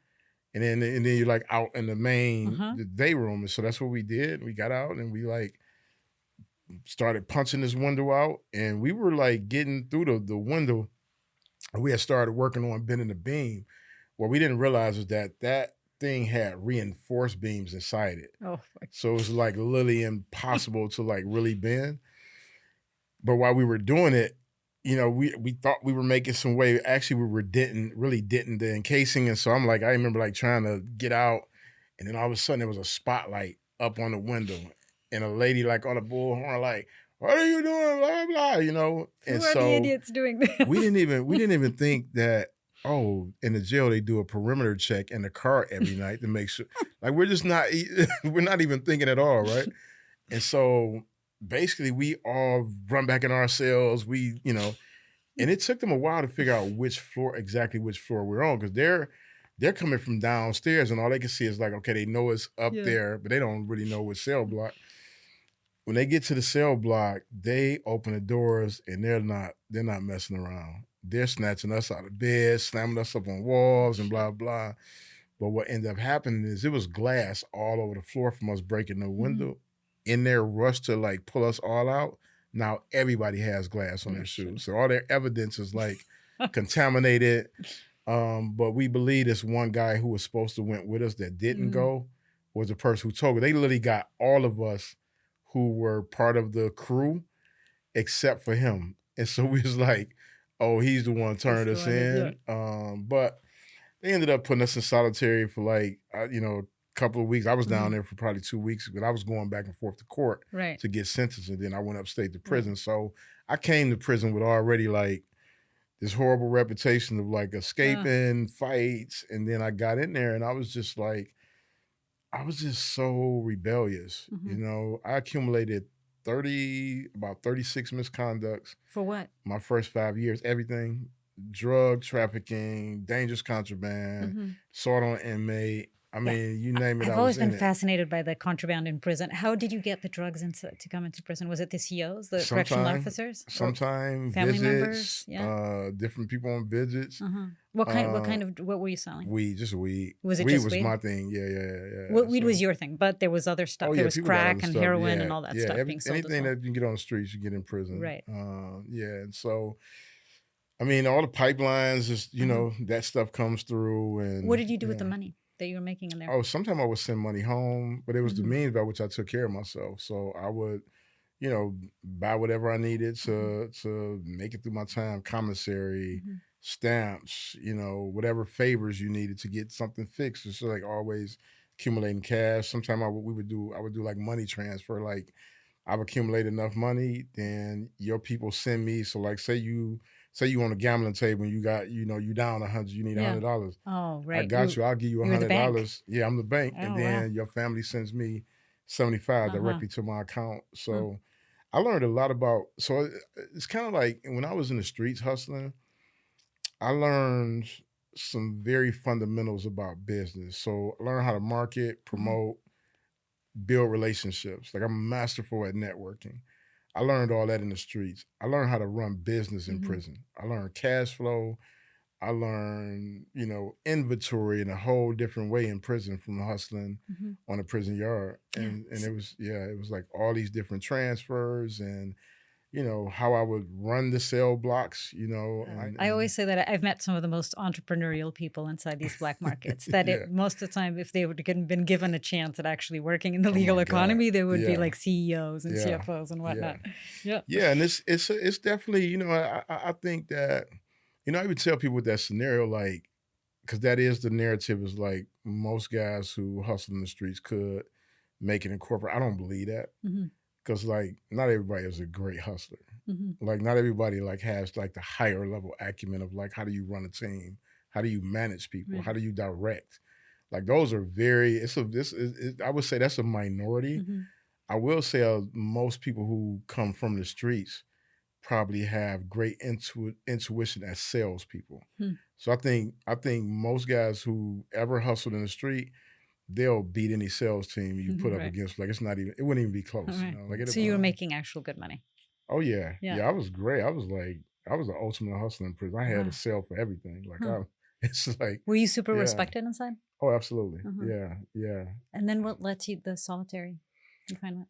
So I was there 3 different times. The longest time was 4.5 years. That was a result of me and this officer getting into a conflict, and it escalated to me beating him up after he put his hands on me, and I ended up getting an additional 2 years and 4.5 years in solitary. And at that time, like I got into a lot of beefs with the administration. I was very influential inside. I was an organizer. Whenever there was like abuses on the yard between the officers and us. Like I would organize the men. What point during your solitary confinement did things start to change for you? There's a thing about change when I look back on my journey inside. Like one, I was really lucky. Mhm. I was lucky to be literate. Like it's one of the greatest gifts that I had in my possession, and it's literally the luck. I think some people can be born into a lucky zip code, a lucky family. You might be lucky to be born, where you eventually grow up and be 6'8" and become LeBron. My luck literally was that I was literate, and I met these guys early in my incarceration that gave me books. They guided Mhm. me. They were very strategic. We would get into all these dust ups. They was trying to get me on the right path. I'm like, I Mhm. don't want to hear that. And but they gave me books and they got me to reading. And so the one consistent thing I did was read from probably like year two all the way through. And Mhm. so when I was in solitary, I was reading a lot of philosophy and I was having these tough questions. I got a letter from my son. His mom had told him while I was in prison. That was devastating because I couldn't call him. I couldn't see how she said it. And So she told him that you had killed somebody. yeah, he literally wrote me this letter. It was like, Dad, my mama told me you in prison for murder. And I'm like, that's from a dad. That was like devastating to Mhm. read that. And And he told you something else, right? He asked you. yeah, he was like, Jesus, watch what you do. Dad, don't kill again. And like that, just reading those words from a kid was like the most heartbreaking thing ever. Like all the prison toughness, all the street savvy, like all of that went away. It was like, man, I literally I left this little boy out here to see me as a monster, you know, and like I owe him a dad. And at that time, I was reading a lot of philosophy. I was reading, Plato's Republic, Mhm. and I think it was in Plato's Republic. It was the Apology, and Socrates said the unexamined life isn't worth living. And I was like, wow, like what does it mean to examine one's life? Mhm. And I kind of mold that question like over and over, like what does that mean? Like it struck me like that deeply of like the unexamined life isn't worth living. And like I didn't feel like my life was worth living. I'm like, I'm in a prison cell. I want to be an artist, I want to be a doctor. Like, how did I get here? Like this does not feel like a life worth Mhm. living. And so I started trying to figure out, okay, how do I do this? And that's when I was just like, okay, how did I get here? And I started writing down all the things. And like it was devastating to like see how much trauma I had experienced. Sexual abuse, attempted molestation, physical violence in the home, gun Mhm. violence, witness to violence. Like it was Okay. unbelievable. And I'm writing this stuff down and I'm like, okay, what role did I play in it? Mhm. You know, what role did what was it about me?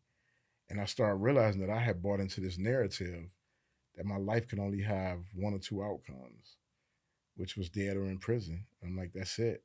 And so when I started thinking about that narrative, it was like I'm looking at it, I'm like, oh, here's how I got to that narrative. Mhm. I was getting beat since I was a kid. I was getting these words beat into me since I was a kid. I was being shown that the world don't care about little boys like me. And so I started to believe that. And I started to live my life like that. And so as I was doing that, I started to reassign a responsibility to like, I didn't shoot myself. There was somebody that did that. They gotta take that responsibility. I did shoot these people. I have to own that. You know, the abuses that I experienced as a kid, like that wasn't on me. You know what I'm saying? But the harm I've caused, that's my responsibility. Mhm. So I had to work on those things. And like once I started doing that, I realized I had never finished anything in my life. I started a lot of things. I wanted to be an artist. I wanted to be a doctor. I almost went to the military. I went to Job Corps, got kicked out. And I was like, you got to finish something. If you're going to turn your life around, you have to complete one thing. Mhm. And that's when I was like, write a book. And I told myself to write a book. And I didn't know how to write a book. I read a lot of books, but I was like, if you can write a book in 30 days, you can turn your life around. But if you don't, you're definitely going to die in here. Like you're going to die in here. It's not even a doubt in my mind that if you don't finish this book, you are going to die. And so I wrote this book and it was mind blowing to me. Like I completed something. Like I held it in my hand, like, yo, you finished this. It's like 300 pages handwritten. There's no real pen like that. It's just a flimsy little solitary confinement pen. I rolled it up in paper like I was rolling a joint. I had rolled up joints before. And I wrote, like you can see it.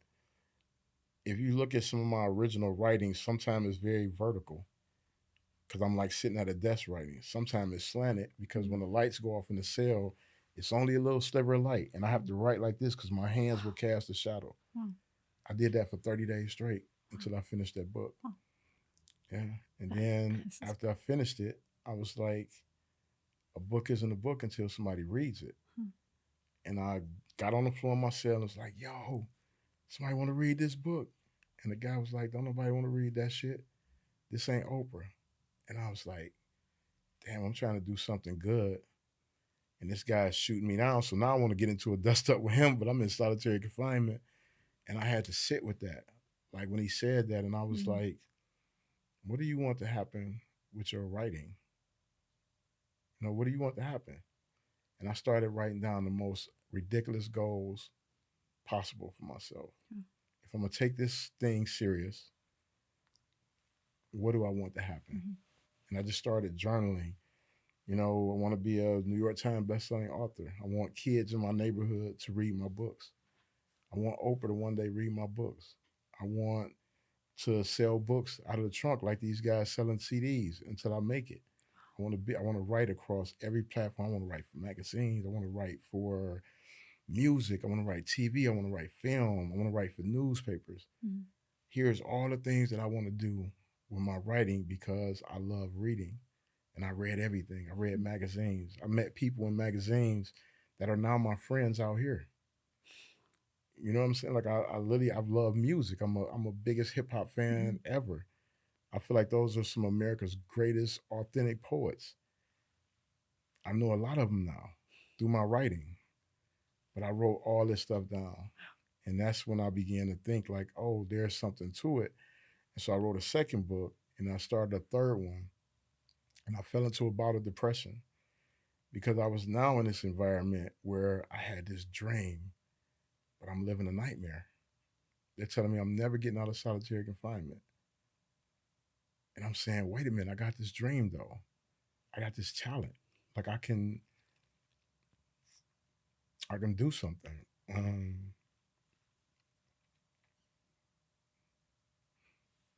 Yeah, I got this gift in this environment that's like the environment is it's a nightmare. You know, like why do I get this dream now?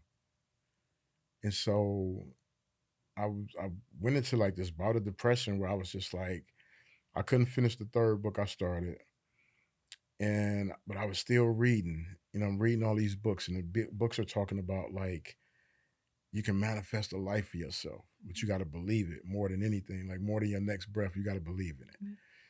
And I said, okay. I went back and I read my journals, and I was like, I believed I would be here. Like I had been that been beat into me. So if it works in the negative, does it work in the positive? And I literally just was like, okay, well, what do I do? And I wrote the warden and I said, Warden, listen, like when I came to prison, I said I was never following the rules. If you believe me to be a man of the word, all you got to do is look at my file. I got over 36 misconducts. All I'm asking you to believe me to be a man of my word in a positive. If you give me an opportunity, I'm going to get out, I'm going to write, and I'm a mentor. I want to mentor these boys who can't read and these men who can't read. And it's the only time the warden ever wrote me. And he was like, despite my hesitation, I believe you. And he started advocating for me. And it still took 2 years before they let me out. And I got out and I typed those books up and I bought this book on self-publishing. At first I was sending like all these letters out to these publishers. Any book I would read that I like, I would look up the publisher in the back. I would pay these guys like ramen noodles and soaps and be like, yo, go print this 300 pages out And then I would hustle these stamps, and I would just send it to like random publishers, Penguin, Random House, all the urban book publishers, you name it. I was just sending out manuscripts with query letters that I done looked up. How do you write a query letter? I had never even heard of that word. Oh, you just say, here's what the book is about, and you send it to people. I never heard from these people. Like nobody wrote me back. I wrote to magazines. I started getting my writing published in like college newspapers, but nobody would write me back. And then one day I was just like, I came across an article and it talked about this guy's self-publishing help book. Um, and I ordered the book and I devoured that thing. I just read it from cover to cover, like over and over. And he was like, okay, you can self-publish. All you need to do is do this and you need to do that. And I was like, okay, I don't have a Word document, but I can type it up and I can send it out and I can save money in here and I can like figure it out. And I published my first book from prison in 2008. 2008. Wow. And then they sued me right The, after I the published family. it. No, the prison. Oh, the The prison. prison sued sued me you. for the cost of my incarceration. They thought I had got a book deal Hmm. And they wanted the money. and they wanted the money, so they sued me. Was the warden involved in that? The No, nice this was warden this was the mail person. who sued you? Where the mail person got it and sent it to the attorney general, and the Oh, attorney shit. general sued me. And so I navigated that case. That is so crazy. Yeah, Wait, a few things I want to touch on what yeah, you just said. yeah, First is this idea that there's nothing more powerful than a man or a woman with a dream, right? yeah, And yeah, how transformative that can be. yeah. And then you got very emotional talking about all this there, and you made me emotional as well. Mm. And I wanted to just, if you don't mind, walk me through what part of that story. Obviously, there was the depression, but there's also that beautiful moment where suddenly somebody believes in you, right? And Yeah, I think that's always to me what gets me in every story. yeah, The somebody out there who's willing to take that extra step to try to help somebody that they believe in. In your yeah, case, it was the warden, yeah, and the power that has, right? Can you, yeah. talk me through what you felt like in that moment? Yeah, it was so deep because wardens are not known for responding. And I remember when I was writing a letter, I was like, I was still really learning the craft of writing Mhm. and writing a compelling argument. But I remember when I was writing it, how good I was feeling as I was articulating Mhm. myself. Because I wasn't angry. I wasn't that veil of Mm. anger, that cloud had dissipated because of the written word. And I felt empowered. Mm. And I felt like what I am saying is coming from a authentic space. The anger was never authentic. It was a mask. It was armor. It was all the things you wear to survive. What I was writing about was coming from my soul. Mm. And there was a feeling that I had just in writing it. And like when he wrote back, it was like, and I'm sure, I mean, I don't know this warden like that. I haven't even talked to him or seen. I don't even know if he works for the department. I'm sure he probably got millions of kites of somebody asking to be let out. Um, but him just responding, like it blew my mind. I was like, wow, like this philosophy really works because it was a very philosophical argument. But it was like, man, that came out of me. I remember my dad wrote me this letter about there being a light at the end of the tunnel. Right. I just remember thinking about that, like, man, what if the tunnel was really long? You can't even see that light. So you really need these cracks of light Right. inside the tunnel. Yeah. Exactly. I was going to say it's almost like Yeah. a little glimmer of light, right? Yeah. A little glimmer of hope in Yeah. humanity after all the Yeah. years of suffering, right? Yeah. Because I mean, like, this is the warden. Right. He's seen the worst of the worst. I was labeled the worst of the Right. worst. And he's saying, I'm willing to put my name on you. I'm willing to put my name on you. Mhm. It's not a small thing. Right. I was in there for assault on an officer. He's willing to put his name on the line based on this letter I wrote. That was like unbelievable. Right. That reminds me of something that when one of the reviews of your book, where they talk, somebody praised it as a book that um, shows that we are all more than the worst thing we've ever done, right? And that's so instrumental to your teachings, right? Yeah, And absolutely. to what you represent nowadays. Absolutely. And this is something that you've learned in prison too, right? By the people that you've met in there that are Yeah. supposed to be the worst of the worst people, right? Yeah. I mean, I met some of the greatest philosophers, some of the greatest legal minds, some of the greatest therapists, just greatest strategists, men who come from brokenness, come from, abuse. I used to run a class in prison called Houses of Healing. I stumbled on this book. It was like, hey, we should try to go through this book together as men. It was unbelievable. We started off, the first group is like 4 or 5 men. All of them left crying. These are hardened men who had did a lot of time. By the time I left that prison, we always had standing room only. Wow. Standing room only. That men wanted to come and talk about their feelings. Wow. They wanted to come and talk about the abuse and the trauma and have a space for it. And like, to be in that environment and to know like somebody just saw you and was like, okay, you're not the worst of the worst. You can turn it around. Right. How amazing would it be if it wouldn't have to be upon you or these mentors in prison to do and create these programs, if it was actually the part of the prison system, right? Yeah. If they were actually creating these systems, and if going to prison was actually about reform and not solely about punishment. Yeah, and I mean, I think, I would like to think, some of the work that I've done alongside some of the greatest, human beings that I've met on this side of prison, is starting to shift that a little bit. There's starting to be these cracks in the tunnel.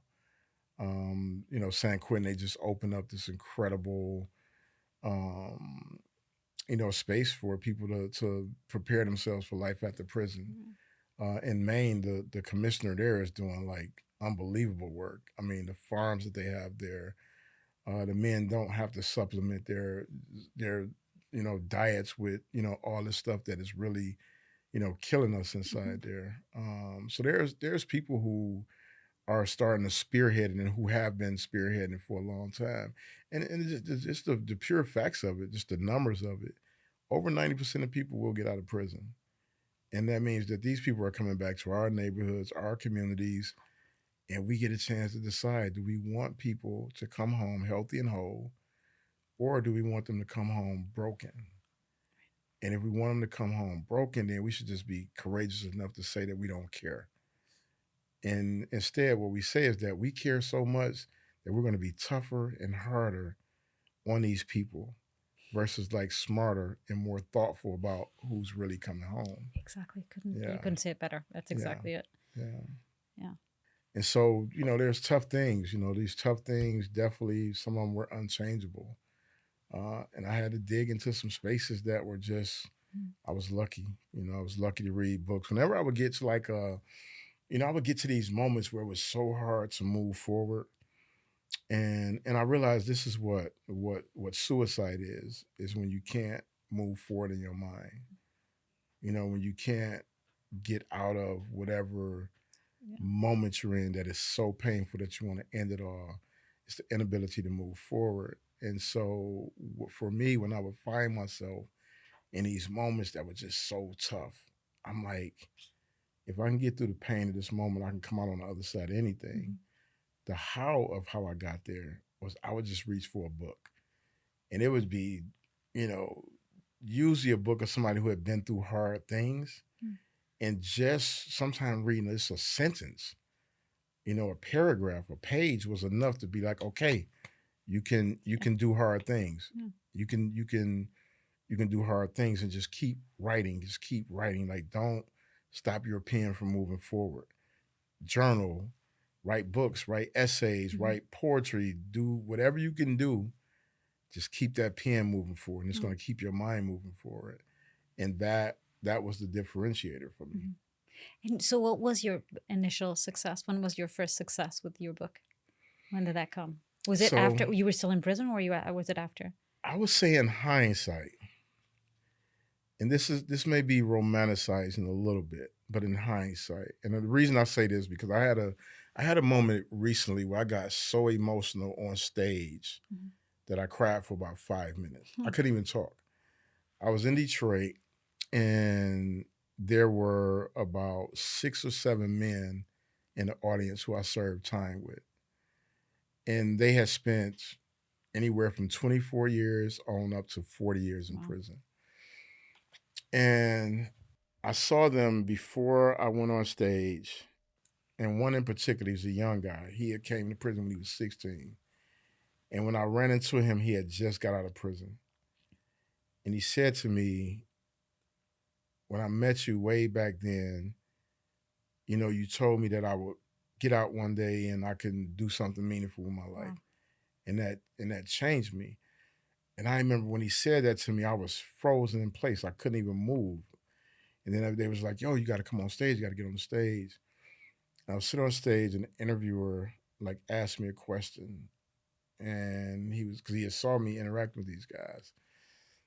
And I just was bawling, Hmm. and I was bawling because when I saw those guys, I thought about the guys who used to sign up to read my books when they were just on paper Inside the prison. inside of prison. These guys, I would have a list. I knew every cell that my book was in because all I had was these paper versions of books. And it was a line. Guys would come and line up. Yo, can I read that book next? I had at this time I wrote 4 novels, and they would be dispersed all over the prisons. Just my little tattered notepads and typed on paper, and I would circulate them through the cell blocks. I would say that was probably when I first felt Yeah. like I can do this for real. Yeah. Because guys who can read in prison are real readers. Yeah. And I mean, they would come back and they would talk about the characters and the moments and Wow. the metaphors and the similes, and I was like, I love it. Like it is like the writer in me just like love when they would get the nuance of a plot twist, or Right. when I tricked them and they didn't know that this thing was about to happen or that thing was about to happen, and or how this character resonated with them, and we would have these deep discussions, Huh.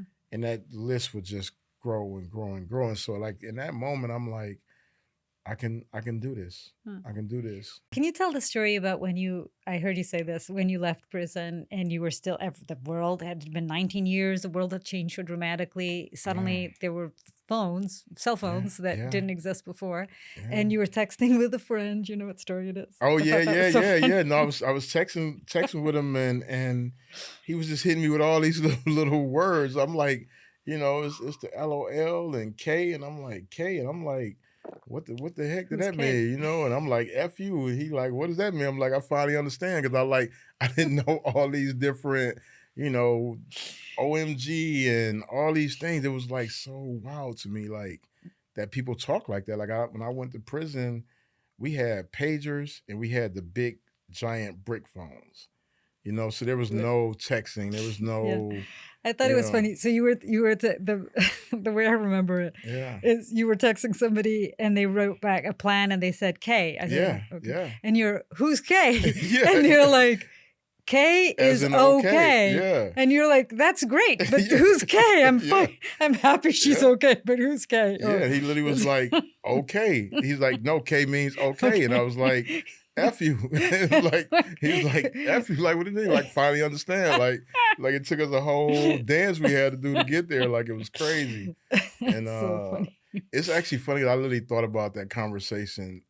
I think it was like just yesterday. I was like texting my son something. And I'm like, yo, this is wild. I'm like using all these little short abbreviations just to like communicate now. It's so natural. It's but so like, true.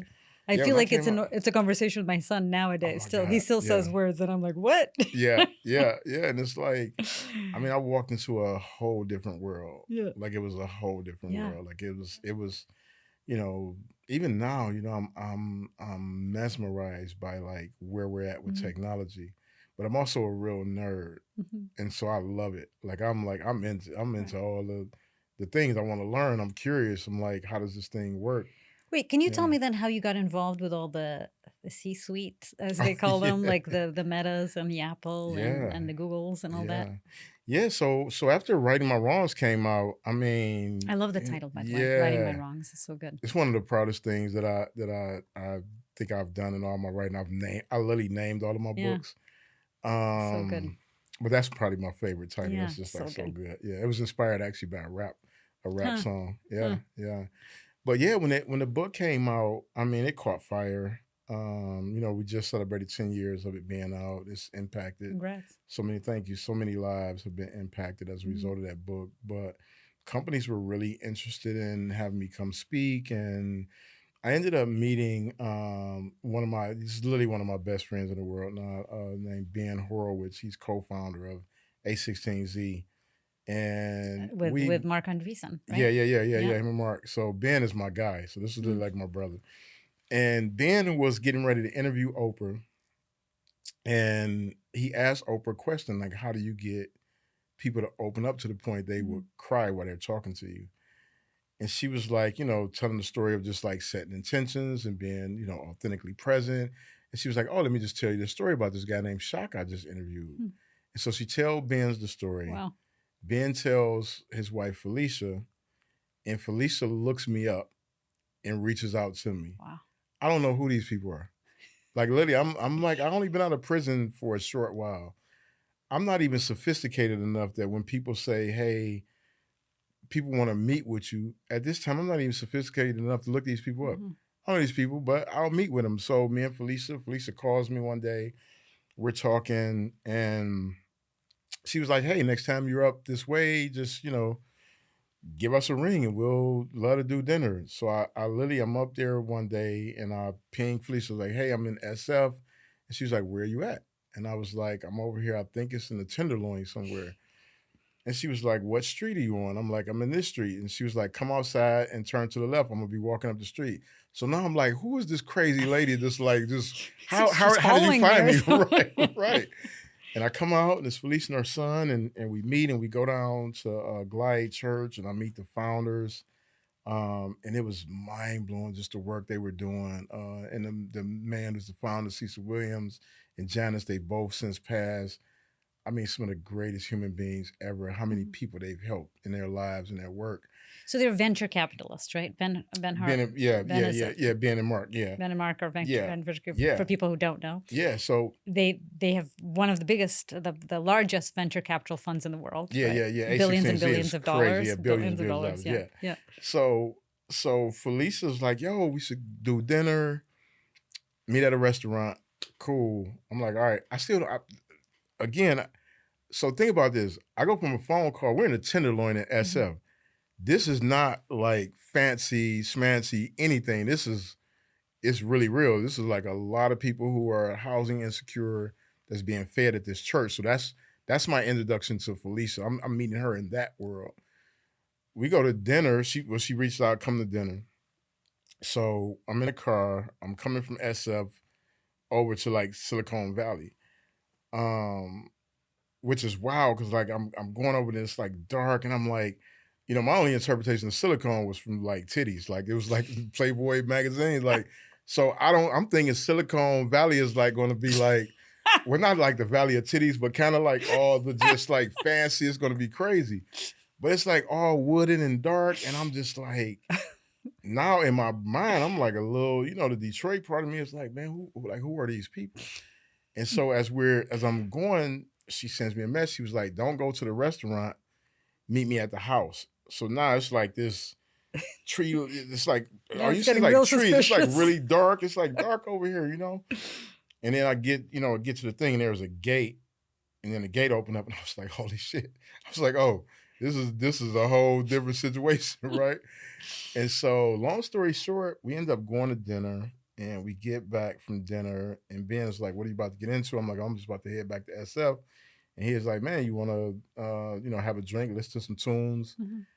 And me and Ben, we talked for literally to about 3 in the morning. We probably talked for Wow. 8 hours straight, Wow. literally about everything, about business, about Mhm. culture, about management, about streets versus corporate, and like all these different things. And then he went on to he would invite me to different stuff, and I'm meeting different people, and he ended up writing a book called What You Do Is Who You Are, and he features my story in it. And so some of these companies started reaching out. So they was always reaching out between these two books. It was like either Righting My Wrongs um or What You Do Is Who You Are. And then one day we were at dinner, and one of their portfolio companies, the founder, it was early on. It was like I think it was probably about mid-stage startup at that point. Ariel Cohen's company called Navan. It was called Trip Actions at the time. Me and him met, and I went and spoke at the company, and they ended up was talking about trying to reimagine their company culture. And I was like, I'm taking on clients now, so they became a client of mine, and a couple other companies became clients, Airbnb, and on they went. I just Right. started I was either speaking at companies or they were like clients that I was consulting for. And then the CEO one day he just was like, "Man, you want to join the company?" And initially I said no, because I was just leaving like work in nonprofit ARC Anti-Recidivism Coalition, and I had took a break just to run my own firm. Mhm. And I didn't want to work for a company because I had never really worked where I had colleagues that were like my equals. I was like Right. either running a division or I was the executive director. And I thought about it. He made a offer that made sense, and I went and ran it past a few people, and they was like, "No, you should Mm. absolutely do it." And I ended up being part of the C-suite team for 3 years, Wow. and I started as the head of DEI. And then I remember speaking at the sales kickoff, Mm. and the CEO was like, "Yo, I need everybody on the sales team to be able to do that." And so he was like, "Do you want to take on a new role to train the sales team?" So I went from head of DEI to head of sales and success What? culture. Was able to train one of the best sales teams in the world. And then we decided to change the name of the company. And me and the CEO, we would talk all the time during our one-on-ones. Mhm. And I remember we had all these companies that was pitching us on changing our brand, and they was Mhm. coming with like crazy. I mean, the things they were trying to charge us was like ridiculous. It's like millions and millions of dollars. And one day I was just saying to CEO, I was like, I think we got enough talent where we can do it ourselves. And he was like, "What are you saying?" And I was like, "Well, we got a great web development team. We got kind of all of the brand identity. Really, we just need to figure out all these other pieces. What is the story? Blah, blah, Mhm. blah." He was like, "What do you think about being the VP of corporate comms?" Holy And I shit. was like, "This is crazy." And it's the one thing that I would have did differently. Like when now that I think about it, when I thought back on it, I was like, it's probably the worst career decision I ever made. Huh. Why? It was ego driven. Mm. It was just like I'm like VP of corporate comms. I'm like when we IPO, I want to have that role. I want to have that position. Mhm. And while I'm I help co-lead the change of the brand. It's something I'm super proud of. But it was the worst role ever for me Why? because it was so much administrative work. Mm. It was when an airline goes down, I got to be up at 3 in the morning sending out emails to thousands of clients, and it just was not what my brain is wired to do. Mhm. And I knew at that point it was time for us to depart, and the Mhm. CEO knew it, and it was just a great experience. I should have stayed with the sales team though. I loved Mhm. that role because the sales is these my people. That's my Mhm. tribe. It's the hustlers. It's the go getters. But also, Yeah, do you think was there a part of you that thought, and I think it, and maybe I'm wrong to think it, but that it's taking away from what I believe should be a real purpose in life, yeah, which is uh, impacting people's lives, and everything else that you do, which is really mhm, the prison reform side of it, inspirational, motivational speaking. yeah, Did you feel at all that by even the being on the sales team, it's great. You're making them a lot of money, but yeah. is that I it think, seems to me that it's not as a life as meaningful as the one that I've heard you speak about today. yeah. I mean, I think it was meaningful in a different way. Hmm. When I was the head of DEI, I was able to spend a lot Right. of time with our legal team. and we were able to really walk through what does a background check really mean. I was able to get people hired who had felonies. Right. I was able to, because of my high profile, I was able to signal to other companies that they should think about their hiring Right. practices different. Okay, that I understand. But what Yeah. about the sales team or the marketing head of But the sales communications? team was like, it was just pure joy Yeah, of it like was the fun. hustle. Like, Right. and like that is also equally important as other part of my life, Mm-hmm.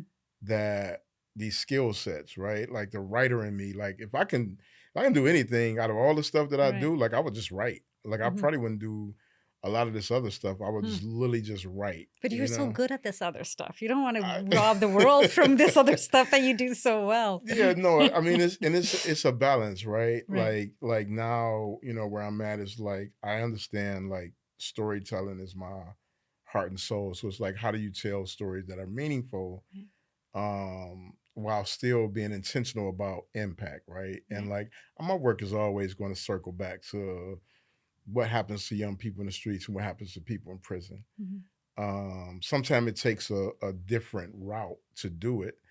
And our culture is set up in such a way where people hear you differently when you've actually had some of these things, right? Like I can Mhm. go talk to politicians about employment opportunities in a different way now because I had that opportunity. Yeah, for sure. And so it shows up in my Yeah. work in these different ways. Like when I go talk to these Yeah. companies, I'm talking to them about hiring practices. I'm talking to them Right. about what real Right. equity looks like. I'm talking to them about, hey, I'll take you inside a prison. I want you to meet some of these people and Right. think about the opportunities that exist to hire people. So it balances itself out in Right. this very different way. Like Yeah. one Makes of total sense. yeah, I would have my whole C-suite team. Like I used to take them in the trenches. Like, yo, we're going into like the hood, and Hmm. we're going to work with kids who are coming out of juvenile. Now they're in the hospitality industry. And my team was up for it. They was so with it. They was like, yo, Hmm. wherever you want to go, let's go because we know it's going to be real. Yeah. And it's probably some of the most pride I've ever had in my Hmm. work, That's pretty And cool. so yeah, it works itself out. But it was time for me to leave that Yeah. space, get back into meaningful, impactful Hmm. storytelling. Yeah, so that's And where now I'm and at now now. you do a lot of speaking in at those corporations, right? Yeah, so I still speak In at those companies. Yeah. corporations, universities. I was actually just at Harvard last week. Hmm. I was in St. Martin last week Hmm. with a nonprofit. And do you like that? Do you like the speaking I do. part? It's fun. Storytelling is like, Yeah. you get a chance to really meet and connect with a lot of people, and Right. it's been I like it amazing. too. I do it Yeah. sometimes too. Yeah. And I like it, but I definitely get very nervous before going Yeah. up on stage. Do you It ever is get it nervous is or I used to be so insecure. yeah. Like it's one of my greatest insecurities. I got a gap teeth, I got a big head, all the things that I was teased as a kid. Like that was like, and now you're gonna have all these people like looking at me. But that was part of my healing journey, Hmm. was like learning to accept all of me. And there was no bigger opportunity than doing it on stage. And like courage is really doing a thing despite being afraid, Yeah. and like finding the courage to just Yeah. get on that stage. And then, over time I just developed like super high level skill set. And Right. now I actually train executives on storytelling. Oh, good. Yeah. They Yeah. it's a good skill to have. Yeah. And it's what I say. Yeah, it's like Yeah. Discomfort is a catalyst of growth, right? So Absolutely. Absolutely. every time I step on that stage, I'm like, this is uncomfortable, but I'm Yeah. growing Yeah. because of it. Yeah. Should we talk a little bit about your latest book? Because there's some really interesting things here. So it's called How to Be Free, right? Yeah. And one of the things you talk about is the hidden prisons, which I think Mm. is really fascinating, which is the internal barriers, the shame, grief, self-doubt, fear, anger Yeah. that trap people regardless of whether they've been Yeah. um, ever even near a cell. So we're not talking Mm. about hidden prisons if you're in prison, but Right. hidden prisons that we all carry inside ourselves. Yeah. Talk a little bit about that. Yeah, I mean, this book is and it's so interesting, like to have three books that have been mainstream published, Hmm. and to say, okay, well, this is my favorite, or this is my most important, or this is the thing, and they all have different iterations of that, right? Like I think righting my wrongs is special because it's the heart and soul of my story, and then letters is just a beauty of Hmm. language. It's a book of letters to my sons. and it's really about world ideas and the world that they're navigating. And as the writer in me, I felt the most natural part of my writing voice as this Hmm. poet and Yeah. beauty and the metaphors and Hmm. similes and all the things that get me excited. But how to be free is really like a combination of both of those, the magic of both of those, whereas it's authentically me. And it's the beauty of an idea that I believe to be inherently true. Is that as human beings, we all suffer at some point. And sometimes our suffering creates these hidden traps in these ways that we exist in the world that we're not always consciously aware. We notice something is right, but we're not quite Hmm. sure what that thing is or why that thing is. So when you think about self doubt as a identity or insecurity or imposter syndrome, those are kind of like big ideas. But the trappings that undergirds those are these other things that typically happen early on in our life, early in childhood, in our most intimate relationships. Some of them are more universal, like grief. Grief is one that is a very difficult thing to suss out as one thing because it's many things. There's the grief of life loss, but there's also the grieving of relationships and opportunities Yeah. and decisions that we made that may have caused harm to ourselves and others that we haven't quite unpacked. So we suffocate it, and then it ends up impacting us long term. But even navigating grief in general, not all grief is created equal. If a elder in a family passes just from old age, like that's a celebratory moment versus like if someone is killed, like my Hmm. brother was murdered in July 2021, and that was a deep thing to unpack. It's like not only the grief but also the guilt because I made somebody's family feel like that, Hmm. and so that's a hidden prison that's a little bit different from like grief, right? And so what I've learned through all of these different hidden prisons is that there's something that all of us kind of flow in and out of. I used to think that I was angry about some of the things, but I realized there were some things that I was actually ashamed of, and that led to me being angry. And so once I was able to uproot those hidden prisons, I was able to really heal.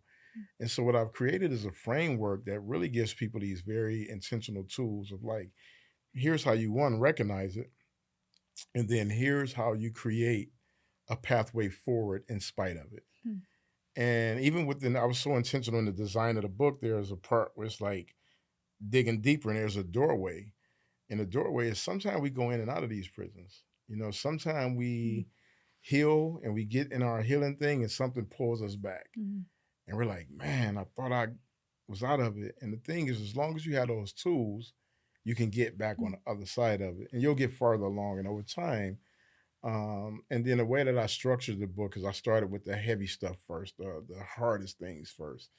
And you'll feel as you go through the book, you'll feel yourself getting lighter, you'll feel yourself getting freer, Wow. more optimistic. And it mirrored my experience of actually being in the highest level of security in Hmm. prison and working my way through the tough things Hmm. until I got lower and lower on my security level, and then I was free. And what I discovered writing this book was that I was incarcerated before I was ever in prison, and I was free before they ever opened up the doors and let me out. And I I would say love that this, so much. I yeah, love that. yeah, yeah. Shaka, what do you want people if they what would you want what do you want people to say about you when you leave this earth? Like what's like if they were to Hmm, describe you, how would you want them yeah. to describe you? That's such a tough thing to. Um, I've had so many descriptors in my life.